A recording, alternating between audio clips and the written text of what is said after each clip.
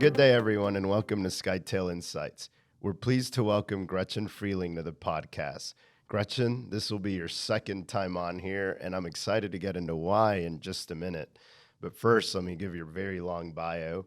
Gretchen is the founder and owner of GFace MD, which has 2 medical aesthetic locations and continuing to grow. Sawyer, her skincare line, and most recently, Face It Live, her new conference focusing on ultrasound and anatomy.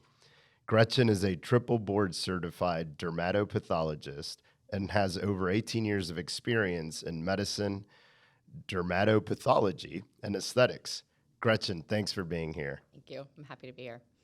So, Gretchen, I'm excited to talk about why we're here for a second time in just a few months after the first one. And I think there are 2 components to it. Specific to the last podcast, we received a lot of questions and or commentary around some of your discussions as you became a leader, as you started growing the business and became just that business owner that's focused on that.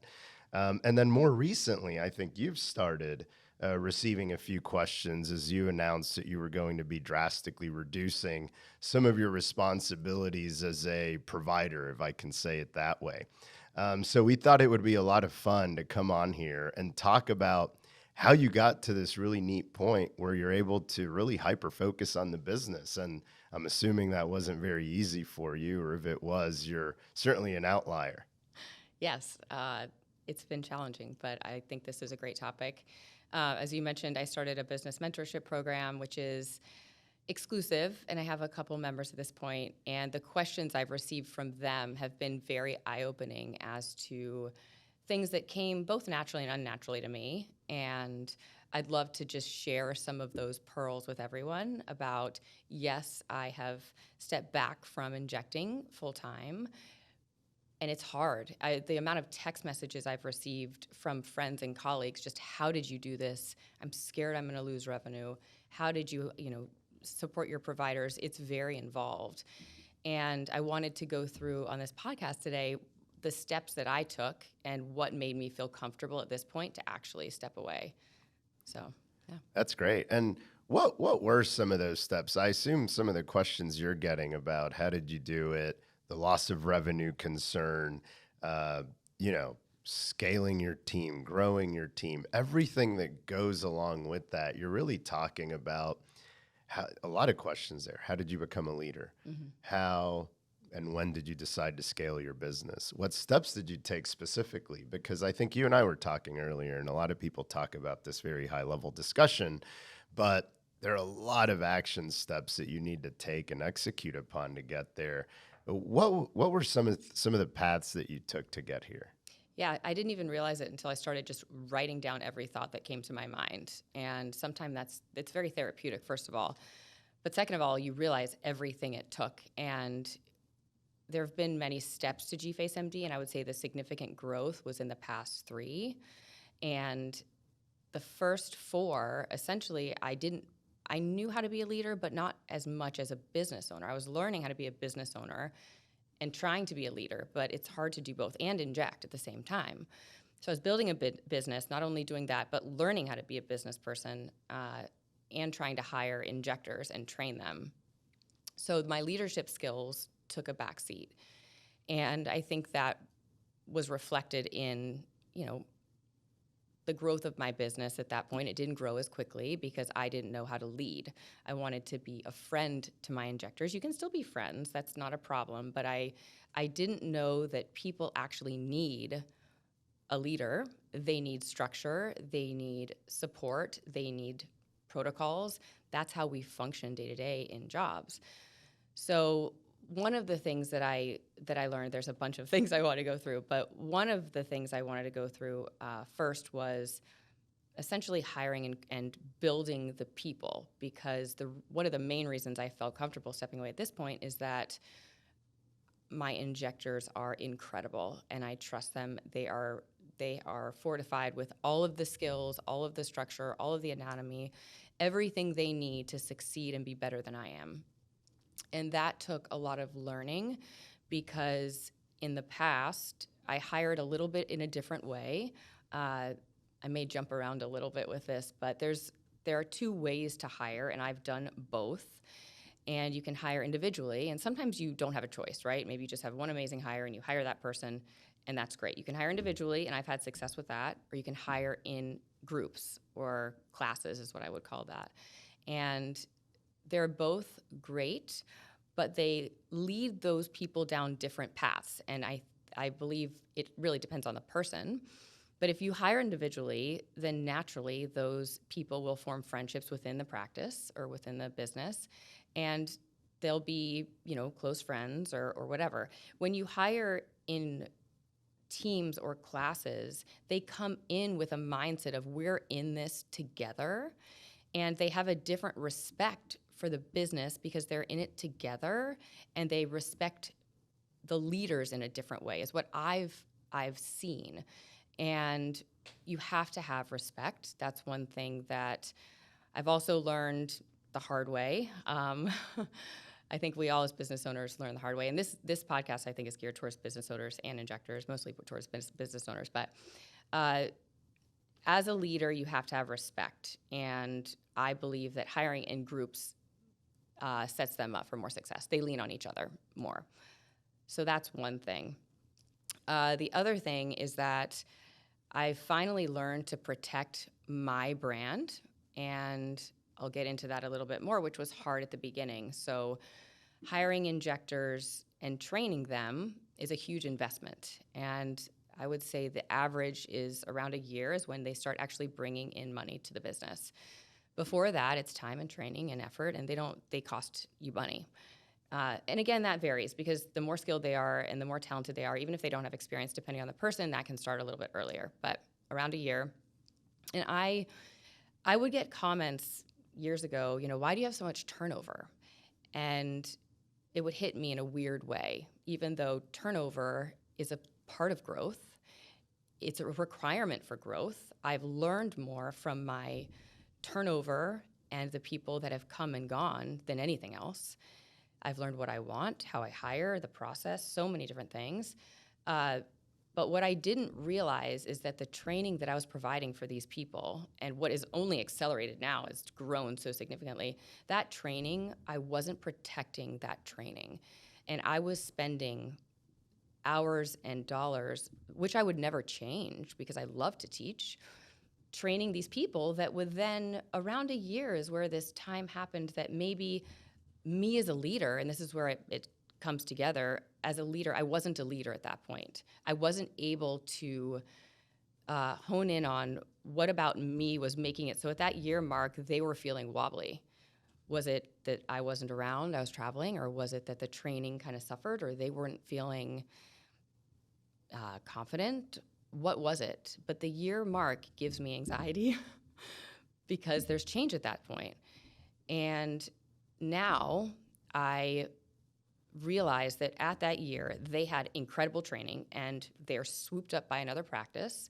Massachusetts doesn't honor non-competes, and they are swooped up by other practices, and they go there and they immediately create and generate revenue for those practices. I was like, what am I doing wrong here? And this was the biggest learning lesson, biggest lesson learned, that I now will protect my company, and I won't let that happen because what they receive is priceless. So that was huge. And to be honest with you, I think my providers, they respect that. They honor that. They more genuinely appreciate what they have and what they know, and they respect it so much more. It's wild. And that has made me a better leader. So that was a lot of words, and so now you can ask me questions. No, that's great. I mean, you said quite a few things. You started off by saying that you now trust your team, and you have amazing injectors. And, that reminds me of the saying, if you walk into a room and you're the smartest person in the room, you should pick a new room, right? And from a business sense, it typically means you're not building your business correctly. A lot of things that you said resonate here. I mean, as a business owner, I've fired myself from pretty much every job now. And people who are doing it now are much better than I. And it allows you to just hyper focus on your new shedding of the skin and what you're going to do in that business. So, I love that you said that. You then also went through some trials, tribulations of sorts, where you are now one hiring in groups, which I think is interesting. I mean, I know that a lot of bigger businesses do that and they kind of hire in classes. So would love to learn how you learned that or what made you think of that, because I thought that was quite fascinating. And then you mentioned that something would happen in a year where there was turnover, which implies, I think, that you dug in and learned about that. So, anything that you can expand on there of whether it's what you learned or what made you choose, multiple people versus one, because what these things are doing is you're learning your business better. You're learning about yourself as a leader better. Yeah. So, to be honest with you, my injectors that I recently hired as a group of 3, they told me they have been so vocal that they feel cohesive.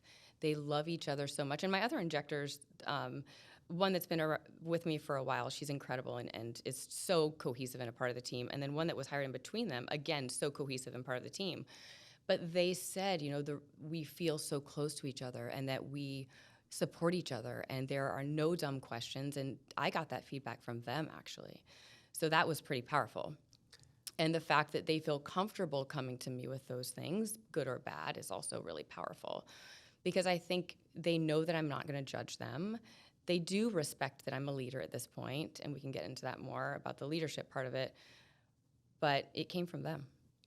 That's great. Yeah. Yeah. And I love that they, as you said, trusted you enough to be completely open and transparent. I think that's so important in building a business. Mm-hmm. So what else helped get you here to where you're able to not inject and focus on the business? Yeah, so a couple other points that I think were important. So when my injectors are hired, after a couple months, I allow them to determine, once they've learned the company and the companies, I guess, at this point, I allow them to discover maybe a new interest or pursue something different other than injecting. Job diversification, I guess, of sorts, and allow them to get into management or other things. I have people helping me with my medical directorship program, with the business mentorship program, with my skincare company, with the conference. And this allows them, while they're growing their patient base, it allows them to be busy, to learn, and to maybe develop and find out new passions that they haven't had before or haven't known they've had. So, for example, Gabby, she's incredible, she joined last June. She runs Face It Live, and Face It Live is once a year. It's at the end of the year. So during the year right now, she's still working on it, but it's not as, work heavy. The load isn't as heavy as later in the year. So I said, what do you want to do? What are you interested in? And so she now helps with the business mentorship program. She absolutely loves it. She gets so high and giddy and happy looking and listening to our conversations and learning how I grew my businesses and hearing how it's received and how excited these people are to learn and to, grow together. So that's amazing, and I love that. And it gives people a purpose, finding new talent. So I think that's amazing. So that's a big part of leadership there, isn't it? You're in this example, we use Gabby as an example, but what you're really doing is, I always think of a leader as that really good coach, someone that can get things out of you that you didn't know you had. And I think all of us have examples of that in our lives, whether it's a coach or a parent or friend, colleague, mentor. But that's really what you're talking about is part of your job as a leader, I do think, is growing people into ideally a better version of themselves. I mean, if we can do that, I think we've all excelled as leaders and or business owners, which is extremely exciting that you brought that up. Any other pieces that you've thought of as you started thinking of, okay, this is how I've been able to fire myself and, not inject, and I want to get into location 3 a little bit and beyond. Yeah. So that brings me back to what we discussed before this podcast, the phrase, it's lonely at the top. And it just has such a negative connotation. It's really, you work so hard and you want to be so successful, and then you're alone. Well, we don't like that. So how can we turn that around and say, let's bring them with us? And that's when my mindset changed. A leader wants to bring their people with them and empower them to do other things. And so I think giving them opportunities other than just their primary responsibility allows me to be a leader as well, and they're grateful for that.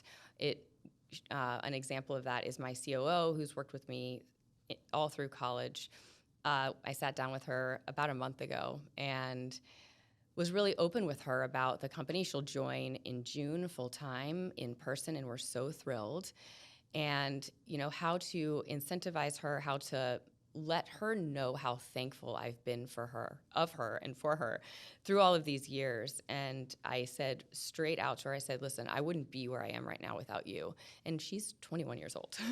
It's hard to believe.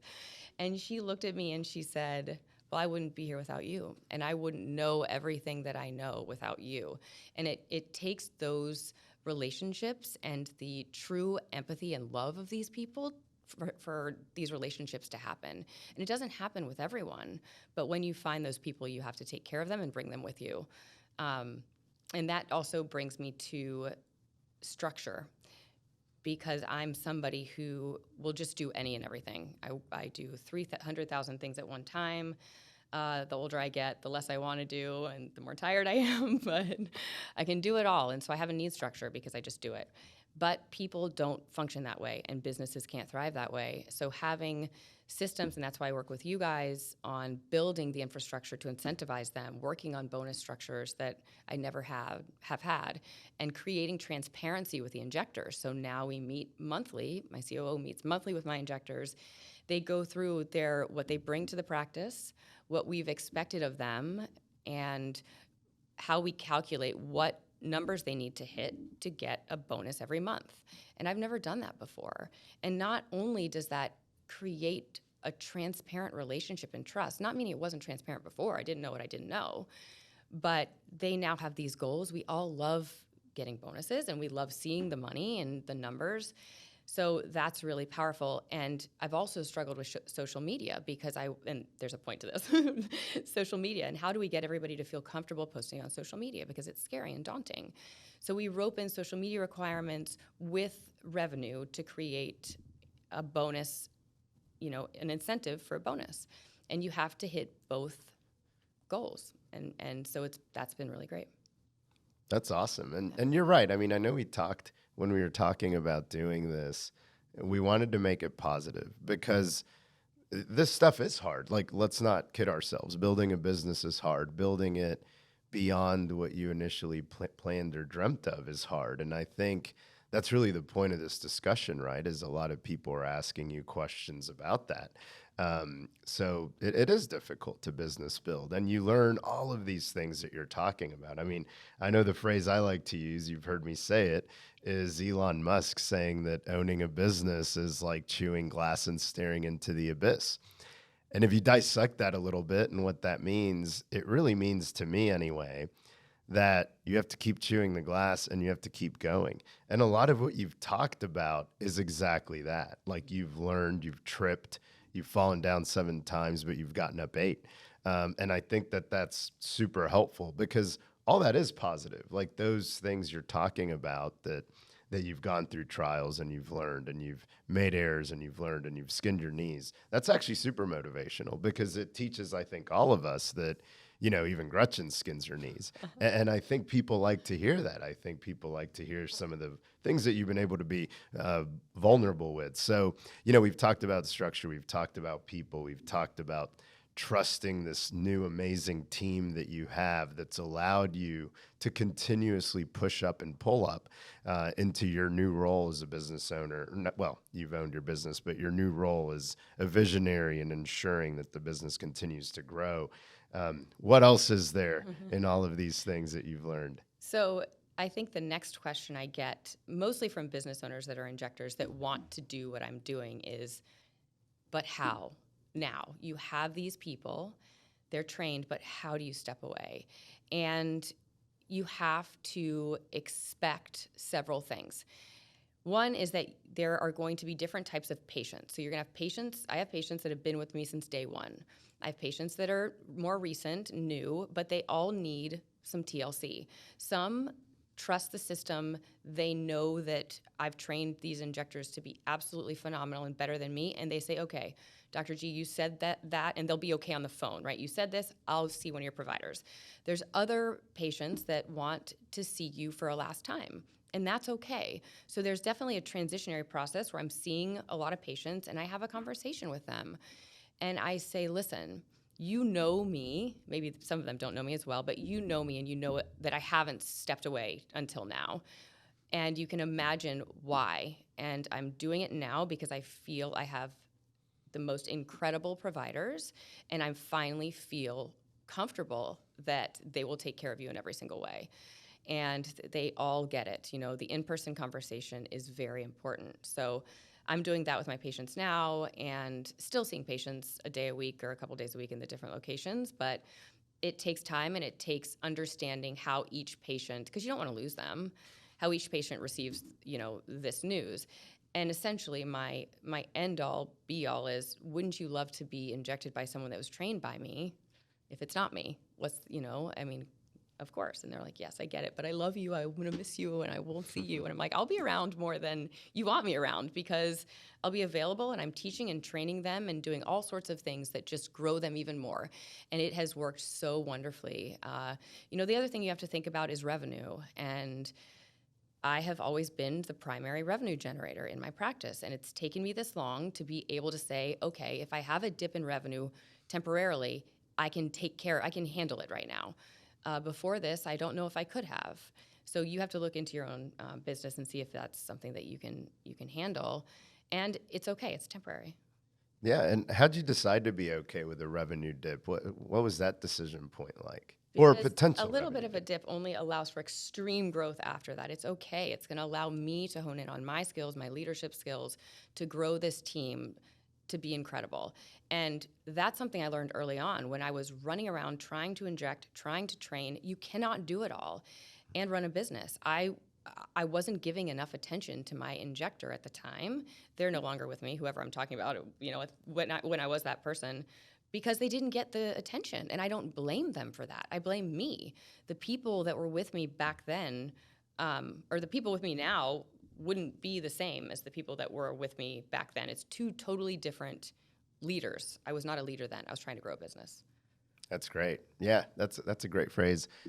You know, it's interesting, you know, when you said that. We have something that for our clients who are scaling and just focused on it, just like you are, you mentioned revenue dip, we call it sometimes the dark tunnel because what happens is you end up investing and reinvesting in your business and you're building it for the future. You're not building it for the business it is today. I mean, you're doing this, right? Like you're not building your business for 2 locations. I mean, you've told me you may get to 20 and, you know, I don't know what the number will end up being, but the point here is you're already thinking that way, and that requires investment, whether it's, you know, systems, infrastructure, new locations, better training, et cetera.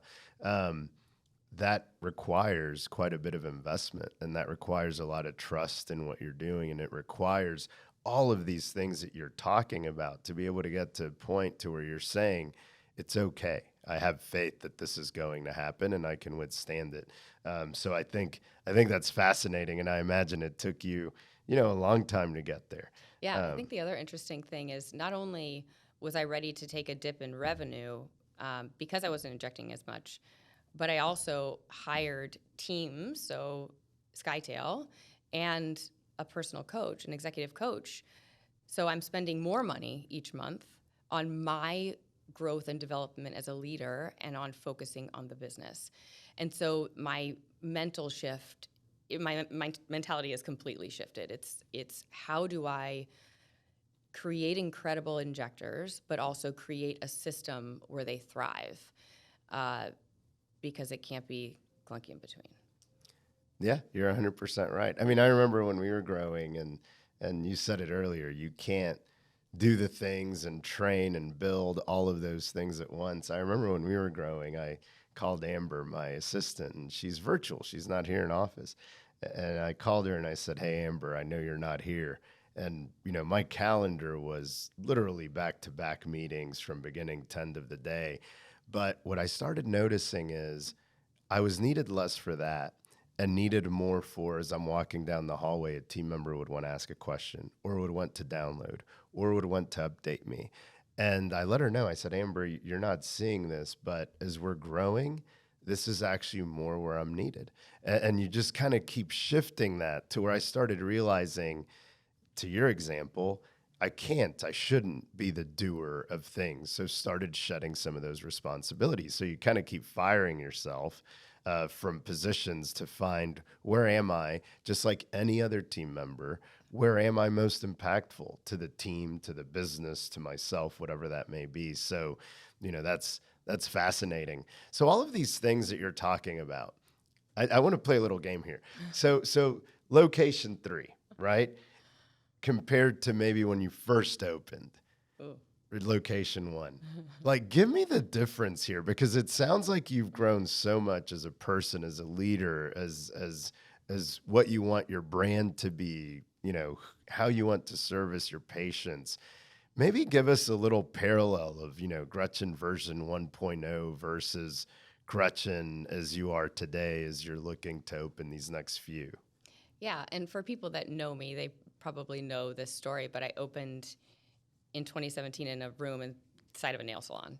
It was 100 square feet probably.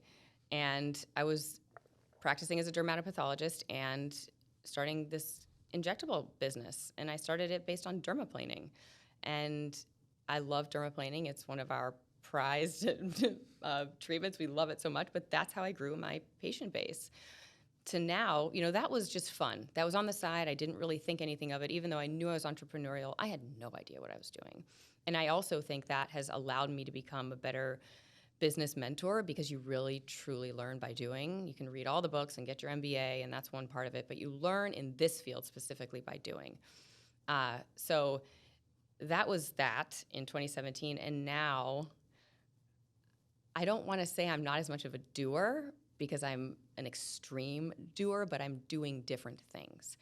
I'm cultivating the team. I'm creating those relationships. I'm building them. I'm supporting them. I'm also injecting, but I'm not, I never, and when you tell me, I send tasks to people to do and you don't do these things, I couldn't wrap my head around it. I'm like, how do you not respond to that email or do another duty? But now I will just send emails to people that I know will take care of them, and they own it and love it. So you're empowering these people. I always thought it was a burden, which is so wild. But, and I think that also because in the past I've been, I've just been a micromanager. I want to do it all myself. I want it to be perfect, but they do it better than me at this point. So allowing myself to get rid of all of those little things that I'm not as good at, and now focusing on teaching and training and building and growing teams and creating infrastructure. And I now have a team and systems in place that new locations aren't scary to me anymore. There's a prototype, and looking at new locations, I send the buildings to my interior decorator, and she gets so excited because she really handles the project. Everyone's like, "Did you manage this Mashpee Commons location?" I said, "No. I actually just showed up and looked at it, and if there were things I didn't understand, I would just ask my team, and they would take care of it." So I didn't have to do anything. I mean, I had to pay for it, but other than that, I didn't have to do anything. So allowing yourself to create these things. Everyone asks me also, this is a little secret, where I got my interior decorator, my designer, because she's incredible and she's done everything remote, and I will not share her. She doesn't want to be shared.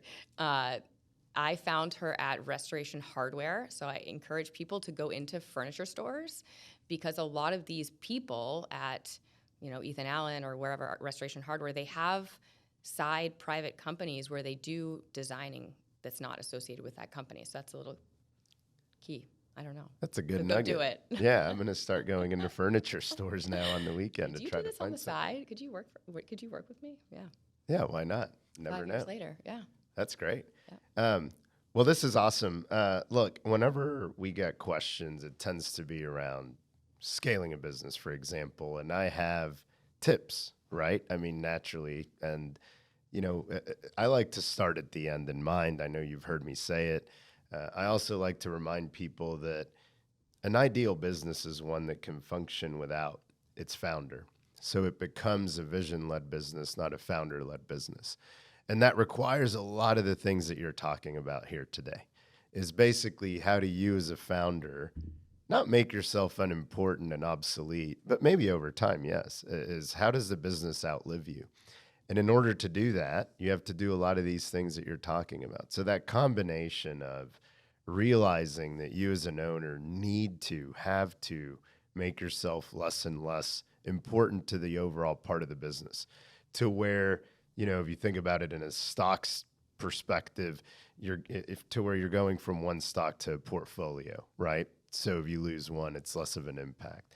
And then the end in mind, of course, is another. What would you give people kind of similar questions? You're doing mentorship. I know people come up to you all the time and you're very well respected.